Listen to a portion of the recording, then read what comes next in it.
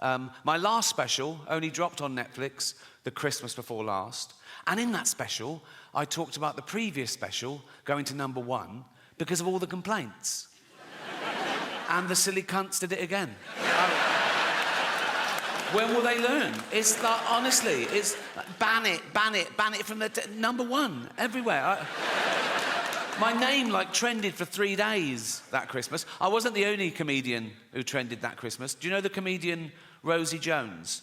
She's got cerebral palsy, and she was on a TV quiz show, and the trolls came out on Twitter. Going, she's not funny. People saying, you're only saying that because she's disabled. You're only defending her because she's disabled. Sort of back and forth, right? But that wasn't her biggest controversy of the year. This is a true story. Earlier that year, Rosie Jones made a documentary for Channel 4 about her condition, her plight, some of the trolling she gets, some of the insults she gets called, right? And she provocatively called the documentary, Am I a Retard? Yeah, great. Power to her, right? Now, the people who complained were disability campaigners. They had a go at her. They went, you can't use that word. She went, what? Why? I said, because you're physically disabled. That's a derogatory term for people with mental disabilities. If you want to use a derogatory term, you should use one that describes your particular condition. So basically, Rosie Jones said, am I a retard? And disability campaigners said, no, you're a spastic. That's harsh, isn't it? I mean, it's context. She was using it to empower people. She was called that. She didn't go, no, that's not me. She sort of embraced it and, reclaimed the word.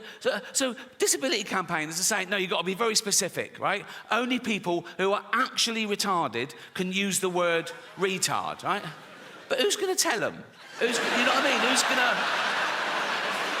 You're not going to go into a room and there's Bubba sort of lying on the floor, crying in, right? And you go, all right, Bubba. He goes, yeah. Oh, no. Don't. It's a tightrope. He goes, yeah. You go, you can say retard. Why? Think, you thick cunt. Just think.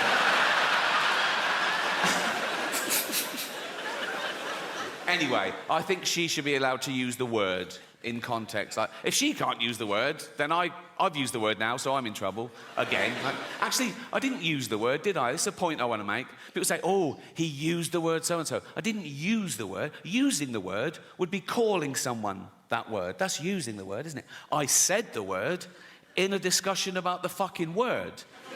That should be allowed, shouldn't it, amongst adults? And if there's one thing we should all agree on, whatever side of the political fence you're on, we should all agree that free speech is still a really good thing. It always has been. And it always will be. But now there's factions of people go, oh, no, we got it, we don't like it, we've changed our mind, it wasn't going well for us, we don't like free speech anymore. People who want free speech, they only want free speech so they can go around saying awful things, which just isn't true. And even if it was, the good thing about free speech is people can say awful things back. It's a really good system, right? And you can't say anything under the laws of free speech. That's a total misconception. There are loads of caveats to free speech, all of which I agree with, actually. You can't incite violence. Good rule. You can't slander people. Good rule. You can't libel people, Fascinating fact about libel law.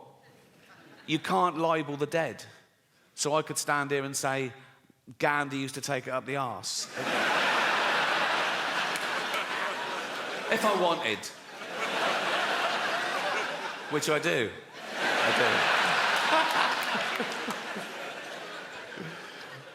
But free speech is the most important human right there is. It's the right from which all other rights come. Without free speech, you couldn't have human rights, and we've got free speech, in theory, in this country, for a little while longer. We can criticise the government, we can criticise the police, but we should give props to a country that allows us to do that, because we're the envy of some countries. In some countries, you criticise the police, you get beaten up, or worse. You criticise the government, you can be thrown in jail for life, So they flee their oppression, quite rightly. So would you. They flee their oppression, and they come here, they go, we want to come to England. We go, why? They go, free speech. We go, come on in, welcome. What are you going to do now? We're going to go on a march. What are you going to say? How shit England is. Cheers. Thank you. Thank you. That is their right. But I'm too old now not to say what I want, you know? I want to say and do what I want all the time. I want to do my favourite thing all the time. I don't even like doing my second favourite thing if I think I could be doing my favourite thing. Do you know what I mean? Like my favourite thing is play tennis. I play every Friday. I keep Fridays free. I look forward to it. I play tennis. It sets me up for the week. So if ever on a Friday I have to do my second favourite thing, like 3 weeks ago, attend a neighbour's kid's funeral, I'm like, this is boring. But we all want respect, right? We all want respect, and we all want to raise our status in society. We can't help that. That's in our evolution. That's groups elected from when gossip used to control the tribes, right? And there's still 2 ways you can raise your status in society. One, be competent at something. Like, oh, he's a good hunter. Go with him. He's good for the tribe.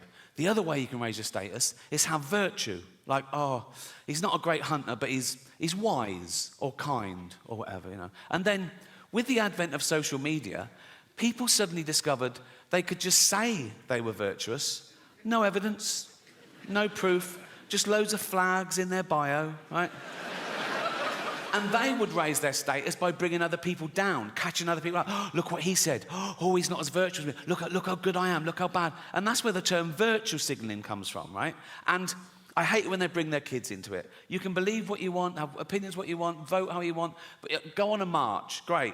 But when I see a 5-year-old holding a placard, he doesn't know what that says. That's the adult, you know. Like I saw someone tweet this once. Someone tweeted, my 4-year-old just looked up at me and said, Mummy, why does Rishi Sunak hate poor people? Never fucking happened, right? But the most annoying thing about virtue signalling is it's people being smug about having the morality of the age.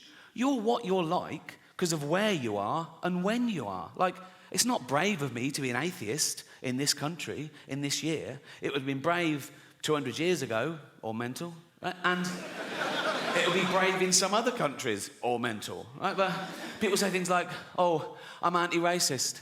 Yeah, well done. We all are. We know that's the way to be now, but it wouldn't have always been. Well, if you'd have been born in a different place or time, maybe you wouldn't. They go, no, I'd been anti-racist whenever I was born. Well, people say things like, they go, oh yeah, I'd have definitely hidden Anne Frank. Would you? Would you? Anne Frank comes to your door in the war, right? You open it, right? There's Nazis everywhere, right? She goes, can I hide in here? You go, what up? Just face-palmed Anne Frank, like that. Whoa, wait. What happens if they find you? They murder me and you. Go next door. They've got a lovely big attic, they've got a typewriter, you're gonna... But I'm anti-racist, of course I am. But I'm willing to admit that if I'd have been born 300 years ago and I was white and wealthy, I'd have probably have owned slaves. Because I'd be nice to them, so shut up, right? I'd be the best slave owner you've ever fucking... No, I'd dress mine well, I'd dress my slave... Yeah, I would. I'd dress mine in little suits, right? I'd go throw those dungarees away, put a little suit on her. All the other slaves look at it, I go, you fuck... And I go, right, let's go to the pub, boys. Right? And all the white people go, you can't take your slaves to the pub. I go, fuck you, fascist. They're my slaves, I'll do what the fuck I want with them. We go in the pub, the barman will go, you can't bring them in here. I go, fuck, we're going to the saloon bar as well. We got little suits on it. I go, you look good in your suits, boys. Wear socks. We wear socks. I go, I'm buying the drinks, put your money away. You haven't got any money, but you know what I mean? And then we just having a laugh, teasing each other, just bants. Like, if one of them got a bit too familiar, I would have to punish him, just to keep the status quo. If he called me Gammon or something like that, which is the only racial slur allowed now, isn't it? That's fine. You can call a white person a gammon. It's fine for some reason. You can even be ageist. You go, you fucking old gammon, and it's totally acceptable for some reason. But I'm going to reclaim the word. You know, like black people have reclaimed the N-word, I'm going to reclaim the word gammon. So I'm going to be in Carluccio's in Hampstead, right? with all my white friends, and we'd just be hanging going, how you doing, Gammon? Right? And if our black friend, Rupert, I said it was Hampstead, if Rupert came in and went, Gammon, I go, you don't fucking use that word. My point is, morality evolves. It moves with the times, like everything else. Just think of that. In a few generations, we've gone from owning slaves, being legal and respectable in the eyes of God, to a racist being the lowest of the low, isn't he? A racist is the worst person in society these days. Actually, a paedophile is the worst. Goes paedophile, then racist. A racist paedophile is the worst If I met a racist paedophile, I'd go, fuck the little black ones too, you bigot. You know?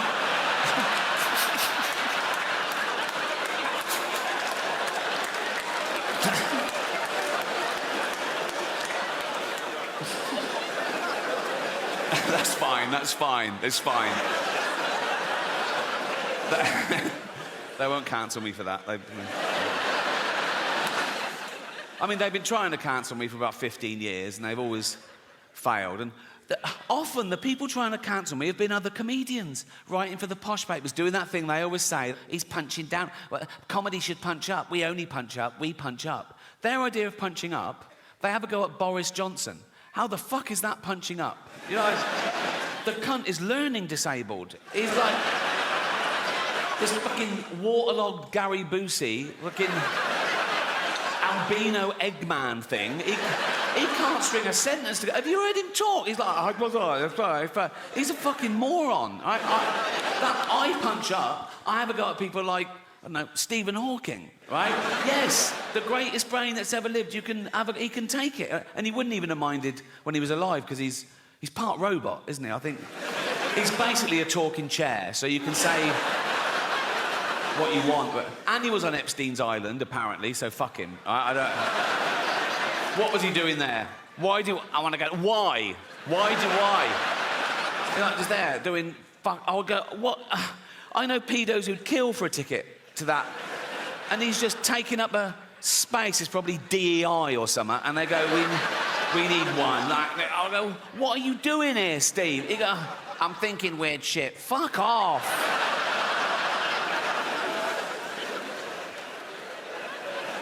That is probably a hate crime. That is. It's a big buzzword at the moment, isn't it? Hate crime. Whatever happens, someone always goes, oh, was it a hate crime? Why? Makes it so much worse. Does it? Why? If I was just walking home tonight and someone randomly jumped me, beat me up, mugged me, stabbed me, threw acid in my face, I wake up in intensive care, beep, beep, beep. I open my eyes through the bandages. There's a policeman. He goes, Miss Gervais? I go, yeah. He goes, we just want to let you know it wasn't a hate crime. I go, oh, thank God for that. Pretty hateful, isn't it? But no, a hate crime is something that's based on your race, disability, sexuality. So a guy with a gun, he wants to kill someone at random. He sees a crowd. He goes, eeny, meeny, miny, mo, bang, kills someone dead. He goes to court. The judge goes, why did you kill that person? He goes, no reason. The judge goes, so you're not a bigot? He goes, oh, no. The judge goes, no. 10 years. Right? Some other guy's got a gun. He goes, I fucking hate dwarves. Right? He sees a little dwarf. He takes aim, bang, kills the dwarf dead. Right? He goes to court. The judge goes, why did you kill that dwarf? He goes, because I hate the little cunts. Right? The judge goes, you're a bigot. 20 years. Now, he shouldn't get more for shooting a dwarf. If anything, it's a harder shot. Isn't it? If I was that judge, I'd go, what, you shot a dwarf at 100 metres, yeah? Fucking props, that is 5 years in the army. Get him in the army. I feel bad about that joke because I was reading about the tough time dwarves have had through history. Like, in medieval times, they used to torture them and kill them. They used to put them in barrels with spikes and roll them down the hill for a laugh, right? And then in Victorian times, they'd stick them in the circus and make them do dangerous fucking things. And then as late as the 1980s, right, I remember colleges used to have events like dwarf throwing, where they were like darts on a thing and